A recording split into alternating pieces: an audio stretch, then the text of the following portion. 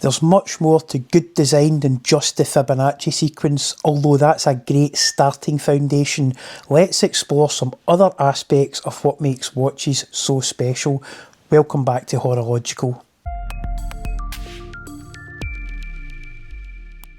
If you strike a tuning fork, it rings for a while. That lingering vibration is called Q factor or quality factor. It measures how long something keeps resonating after it's been excited. Every watch oscillator has a Q factor, but so does taste. Some designs don't just look right, they vibrate right. They hum at a frequency that feels tuned to us.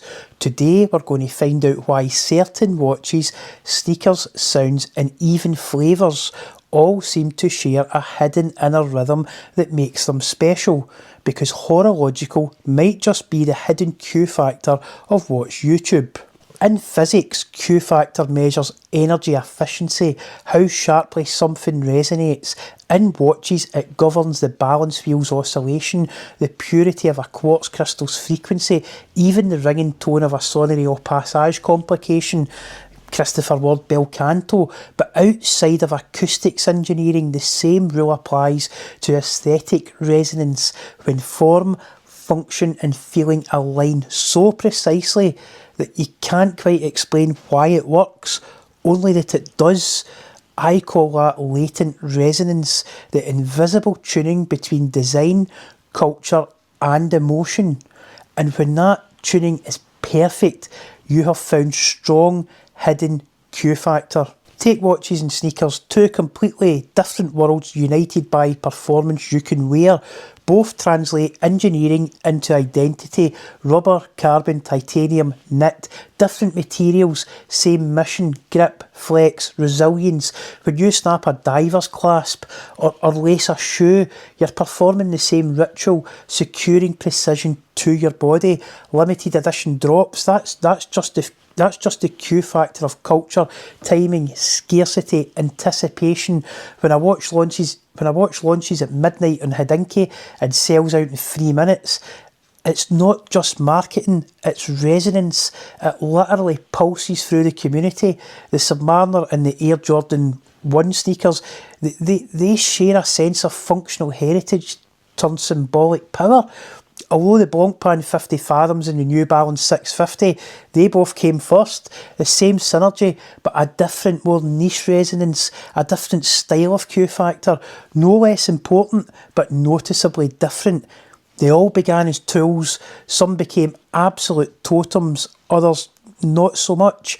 That's the difference between a high Q design and another object that fills the same role, but doesn't resonate quite so strongly.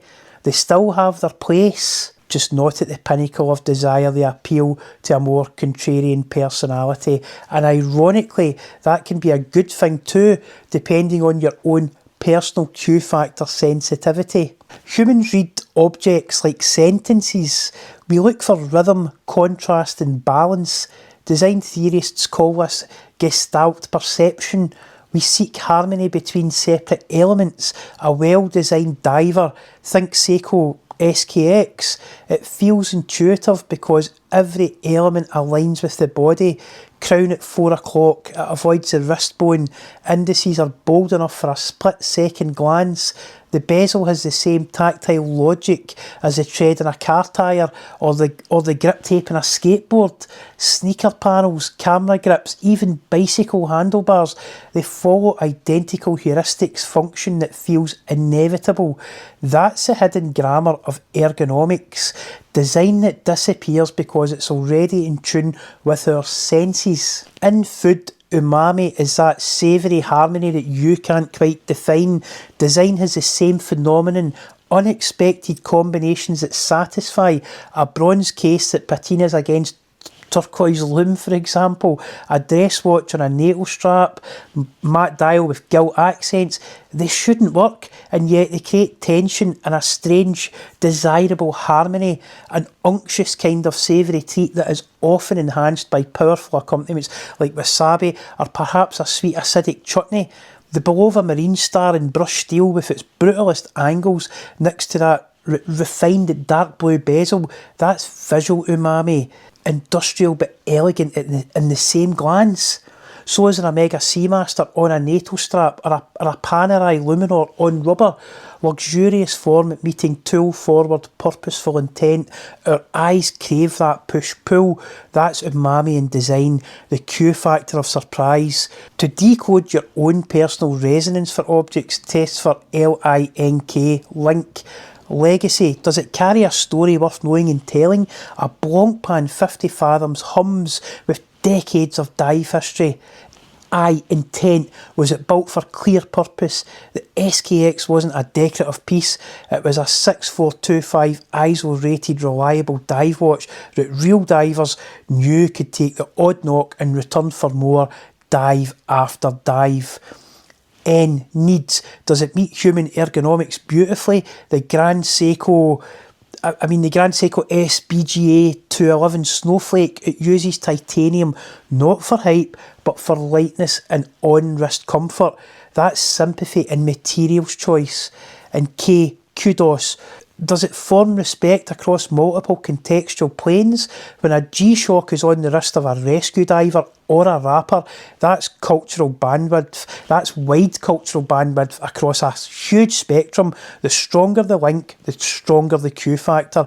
Let me give you a perfect example of how the hidden Q factor works and why size, specs and even correct proportions don't always matter.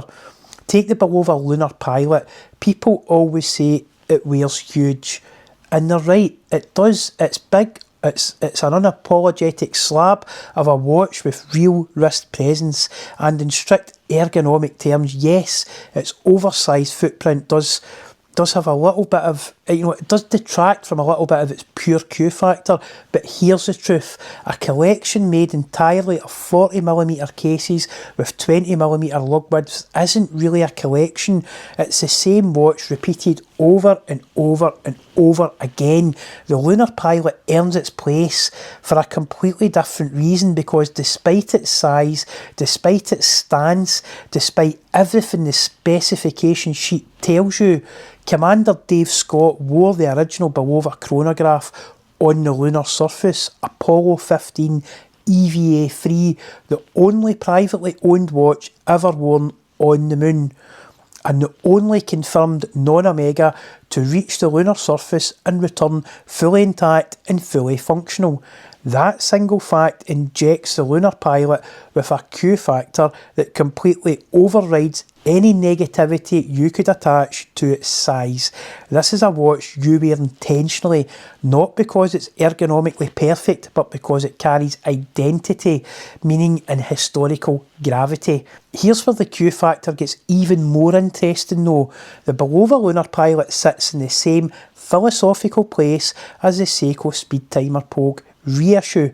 Both modern watches are reissues or evolutions of historically significant space-worn originals. Personal watches taken into space without formal NASA approval. Tools that were chosen because the astronauts themselves trusted them implicitly. Modern quartz mechanical descendants of mechanical originals, and crucially their stories only became widely known long after the missions. Colonel William Pogue wearing his personal Seiko 6139 on Skylab 4, Dave Scott switching to his Bulova after the crystal popped off his NASA-issued Omega Speedmaster. These weren't corporate decisions, these were personal decisions made by men operating on the edge of human capability. That's what real Q factor looks like. A watch so trusted, so reliable, so perfectly suited to its task that an astronaut took it into space against official guidelines. And here's the magic inside a watch collection. The Bulova Lunar Pilot has Q factor. The Seiko Pogue Speedtimer reissue has Q factor. But together they create a symbiotic resonance. Two renegade space watches, two mission-proven tools, two pieces of hardware taken aboard because their owners genuinely relied on them. A collection containing both doesn't gain Q factor in a linear fashion, it gains Q factor exponentially. Dave Scott's Speedmaster, it didn't fail because Omega had made a bad watch.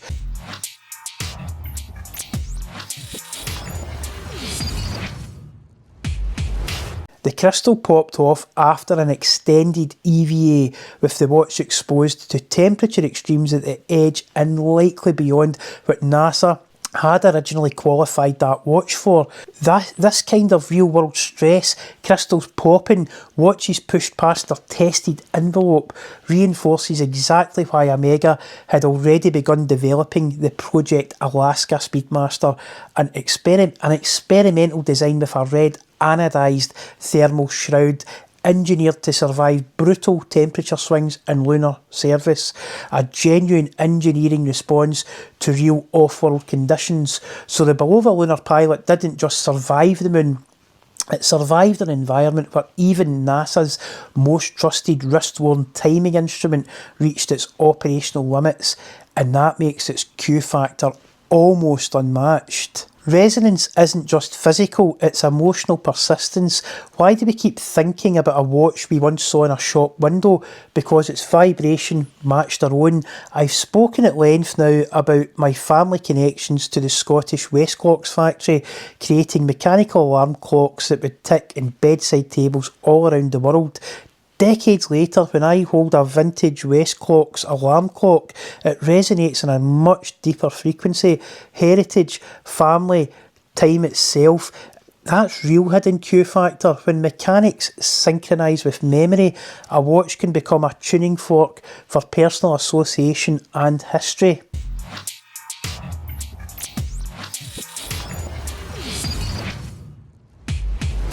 The world is full of noise, specifications, prices, hype, but beneath it all are quiet resonances waiting to be discovered and enjoyed. Every collector, every designer, every creator has a personal Q factor, the ability to make things fit their own personal needs, wants and desires. So maybe that's what HoroLogical is all about.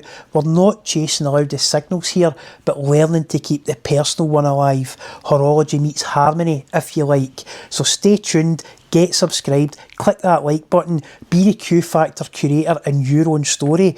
If this idea resonates with you, share your own Q Factor recommendations in the comments. Let's do one watch, a piece of clothing and perhaps another random item that just work together for you.